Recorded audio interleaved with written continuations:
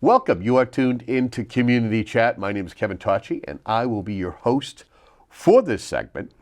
We're going to be doing a series of interviews with candidates that are going to be on the April 26th ballot in the town of Abington. It's a quiet year.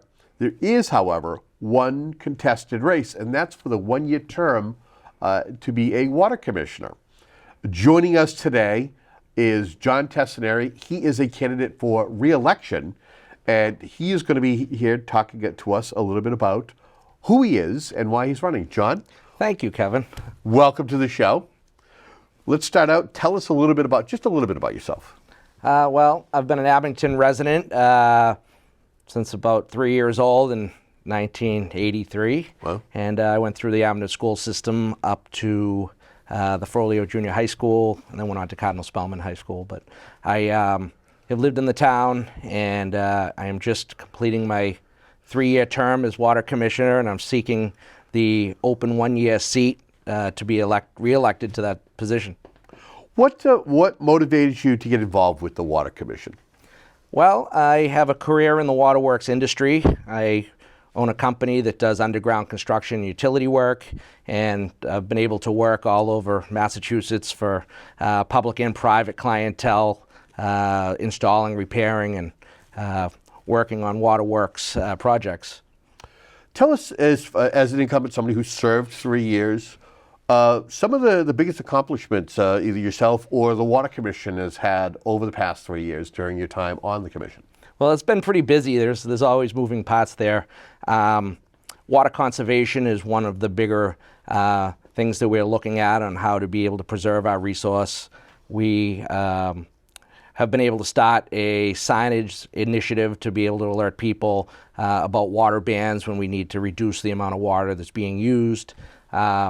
We also have started a new meter program that goes out and is able to help pinpoint usage and help us be able to help residents and users figure out high consumption problems and things of that nature.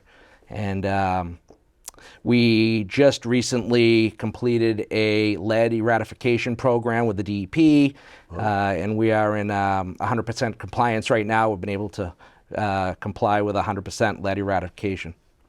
You may have answered this when I asked you as far as your background, but what unique skills or experiences do you bring to the role that makes you the best candidate for this term?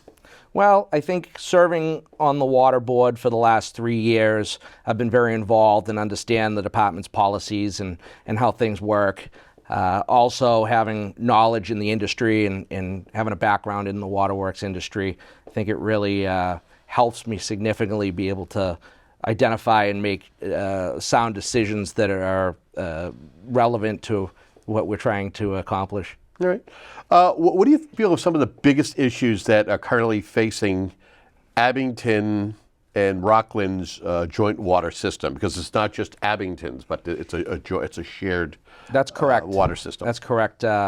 Currently, I know the buzzword is PFAS. A lot of people have questions about where we stand with that. They received the postcard in the mail, and there's, like I said, a lot of concerns. So that's been one of the bigger challenges. The good news is that we've been proactive in working towards removing PFAS from the water system, and we've done that through an interest-free loan that was given from Rockland and Abington for $26 million. And we're coming in well under budget in the progress of moving forward with this. We hope to have the project completed in 2026 and have all PFAS removed from the system.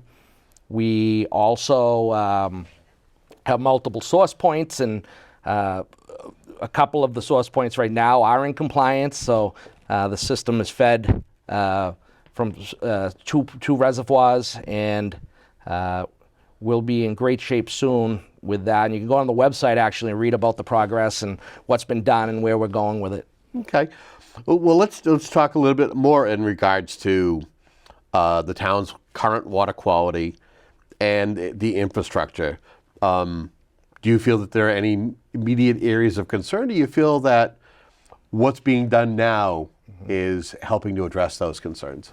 I think with aging infrastructure, there's always concern with water main breaks, distribution, not necessarily being able to be impacted by water main breaks. I know people have concerns that way, but through hydrant programs going around and making sure that the hydrants work, flushing the water mains. I know sometimes people will experience a little bit of colored water, but that's part of the maintenance program of making sure that we flush these mains and everything's working properly. So, what kind of feedback you as a water commissioner do you receive from the community, and how has it helped your approach, especially when it comes to decisions or priorities? I have people often say, "Oh, we saw the water department out fixing a break, or saw them out flushing hydrants." And I have a lot of people that thank us and tell us that they understand how hard the people work there, and whether it's raining, snowing, any type of inclement weather, they're always there and they're always trying to provide the best possible service we can. Unfortunately, I know everybody may not have the best experience every time with certain situations, but we do really aim to make things transparent and work towards delivering the best product we can. And we have an open door policy. Anybody that has questions is more than welcome to come down to the department and ask whatever they'd like to know about. We'd be more than glad to help them understand it. What made you decide to just seek the 1-year term, and how will that affect your approach for the from April 26th to the next election year? Well, the 1-year term right now in my life seemed to be the best option. I do run a business and I do have a lot of projects that are coming down the pipeline, and this 1-year seat right now would be able to allow me to serve continuously on the board. And at the end of the 1-year seat, I can evaluate whether or not the 3-year will be right for me. But I would like to continue serving and working towards completing the PFAS project. And it's a great group of people on the board that come together, and I've been very pleased working with them. How important is it to have continuity and be able to, the people that you're working with, be able to kind of, you don't always agree with stuff, but how important is it that you're able to have a good working relationship with other commissioners? Well, I'm one of 3 for Abington, and then Rockland also has 3, and some people aren't aware, but both groups of commissioners come together and form a joint board, and we work together making decisions collaboratively. And it is very important to try to understand and see how other people envision things and understand why. And so working together with commissioners collaboratively is very important. I feel that the current group of commissioners that I serve with now are fantastic. We seem to align ourselves pretty well together in the direction the department should be going in. Okay. If you're reelected on April 26th, what do you feel are some of the top goals that you will look to strive for the next year? Well, I definitely know that we'll continue with conservation efforts. I know that we'll continue with infrastructure upgrades and trying to continuously work towards delivering a great product and service. I know that some of the other programs, like I previously mentioned, the PFAS program is important to us to keep that moving forward and completing that. So that would be one big thing that would certainly I'd be proud to see finished out. I can't believe it, but we're already at the end of our conversation here. Is there anything that I haven't asked you, or is there anything that you may want to share with the voters before we say goodbye and wait and see what happens on April 26th?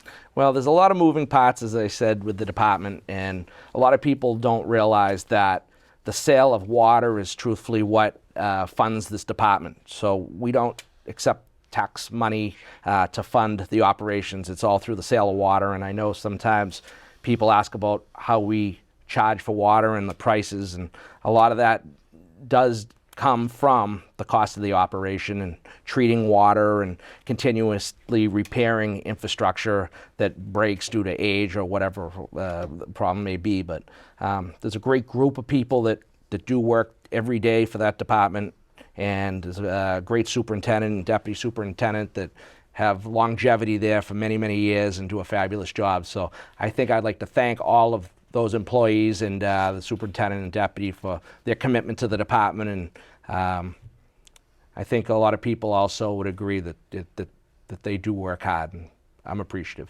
Okay.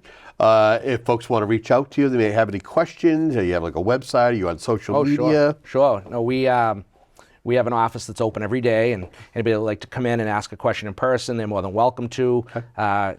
A letter can be mailed or an email can be sent through our website, and will be answered very quickly. So there's many options to be able to learn more about the department and questions that may be had.